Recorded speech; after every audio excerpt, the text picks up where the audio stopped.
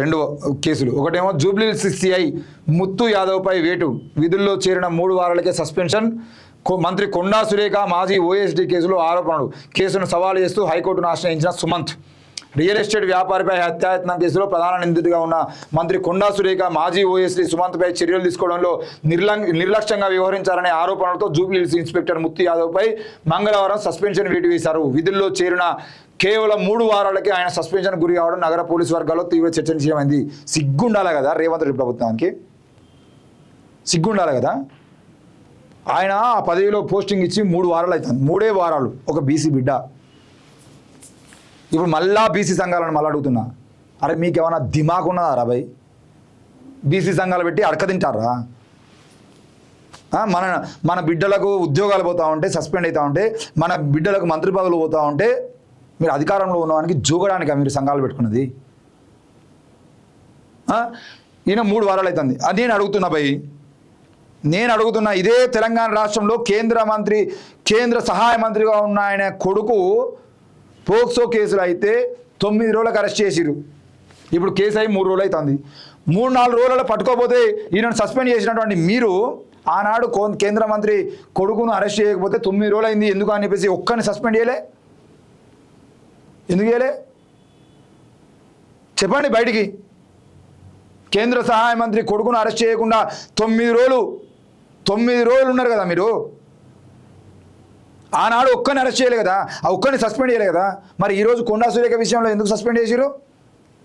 ఏం నిర్లక్ష్యంగా ఉన్నాడు ఆయన? ఏం నిర్లక్ష్యం వహించును అని అడుగుతున్నా. ఇంతకన్నా దారుణమైనటువంటి నిర్లక్ష్యాలు వహిస్తున్నటువంటి మీ పోలీస్ అధికారులు ఎంతోమంది ఉన్నారు కదా. మరి అమ్మను నిర్లక్ష్యం కింద చంపలేదా మీరు పోలీస్ స్టేషన్ వేసి? కర్ల రాజేష్ లాకప్ డెత్. మందకృష్ణ మాదిగ గారు 2 సార్లు డీజీపీని కలిసిండు. ఎవరి మీద సస్పెండ్ చేసిరా మీరు? ఆ రోజు కూడా ఇట్నే వీడు సస్పెండ్ చేయాలని చెప్పేసి ఎస్ఐని సస్పెండ్ చేయాలని అడిగితే సిఐని సస్పెండ్ చేస్తారు బీసీ బిడ్డను. ఆయన మళ్ళీ ప్రెస్ మీట్ పెడతాడు.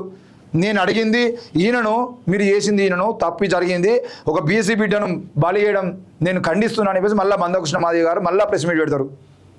మందకృష్ణ మాదిగ లాంటి ఒక ఉద్యమ నాయకుడు వచ్చి ప్రెస్ మీట్ పెడితే కూడా మీరు ఆ రోజు చర్యలు తీసుకోలే. ఎందుకంటే ఆయన రెడ్డేనా? ఆ తెలంగాణలో పోలీస్ స్టేషన్లో ఒక మనిషిని చంపితే, ఒక మాదిగ యువకుని పోలీస్ స్టేషన్లో వేసి కొట్టి చంపితే ఆయనను కోర్టుకు తీసుకొచ్చినప్పుడు కోర్టులో ఆయనకు ఇంజక్షన్ వేస్తే అక్కడ బీఎస్ఎఫ్ఐకి సంబంధించిన ఒక విద్యార్థి నాయకుడు, ఆ కోర్టు అంటే మొన్ననే లాజ్ అయినటువంటి ఒక విద్యార్థి, ఈరోజు అడ్వకేట్గా ఉన్నటువంటి వ్యక్తి ఆ ఇంజక్షన్ వేసినటువంటి ఇంజక్షన్ కూడా కవర్లో వాళ్ళు పడేసిన దగ్గర నుండి తీసుకొని ఒక సీల్డ్ కవర్లో పెట్టుకున్నాడు, కోర్టుకు సబ్మిట్ చేసిండు.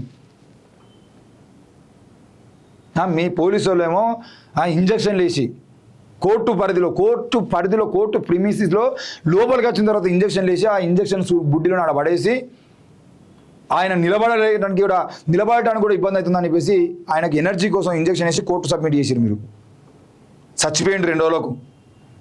చచ్చిపోయింటే పోలీసు వాళ్ళు చంపారని చెప్పేసి వాళ్ళ అమ్మ రోడ్డు మీకు వచ్చి ఏడుస్తూ ఉంటే విశారదన్ మహారాజు లాంటి వాళ్ళు రాత్రి పోయి అక్కడ ధర్నా చేసి నిరసన తెలియజేస్తే విశారదన్ మీద, ఆయనతో పాటు కూర్చున్నటువంటి విద్యార్థుల మీద, అదే బీఎస్ఎఫ్కి సంబంధించిన వర్ధన్ లాంటి వాళ్ళ మీద మీరు కేసులు పెట్టిరు.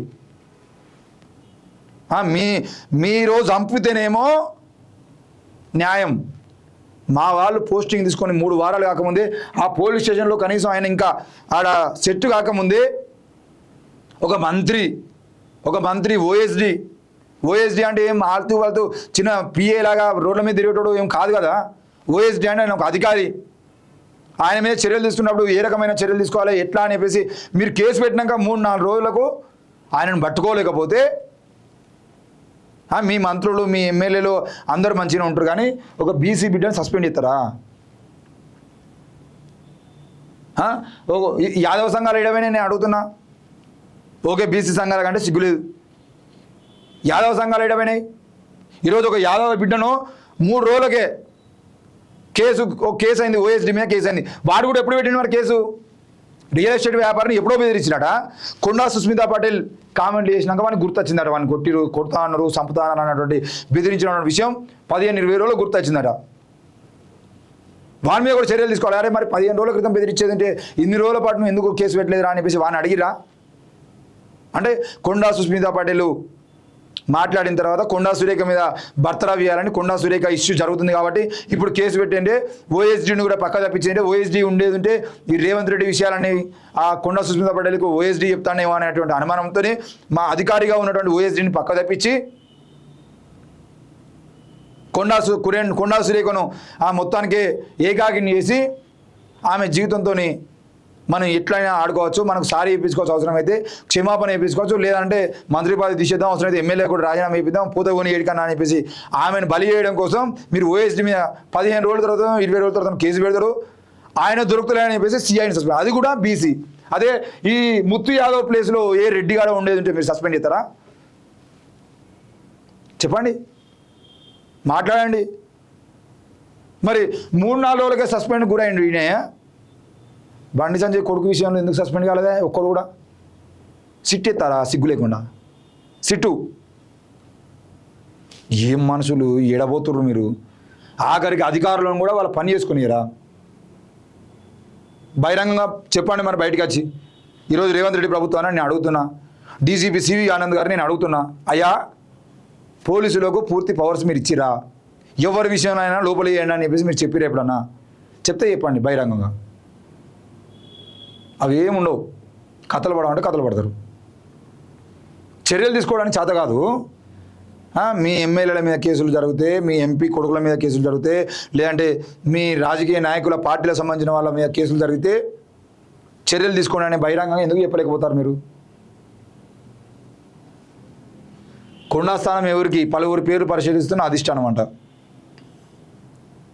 ఇక రెడ్ ఫ్లాగ్ హెచ్చరిక, లేబులపై వెనక్కి, ప్యాకేజ్డ్ ఫుడ్స్పై బ్లాక్ అండ్ వైట్ పట్టిక, సుప్రీంను ఆశ్రయించిన ప్రజారోగ్య కార్యకర్తలు. కారుపై గర్ల్ ఫ్రెండ్ ముద్దులు, బాయ్ ఫ్రెండ్కు 5,500 రూపాయలు ఫైన్ వేసిన పోలీసులు. 5,500 ఫైన్ వేసుడే కాదు, ఈమె 3,000 ముద్దులు పెట్టినాడ కారు మీద. 3,000 ముద్దులు పెట్టిన ఈ అమ్మాయికి ఈ ముద్దులన్నీ కనబడితే తీసుకుపోయి ఆ మొత్తం ఏంటిది తుడిపించారు, కడిగిచ్చారు మొత్తం.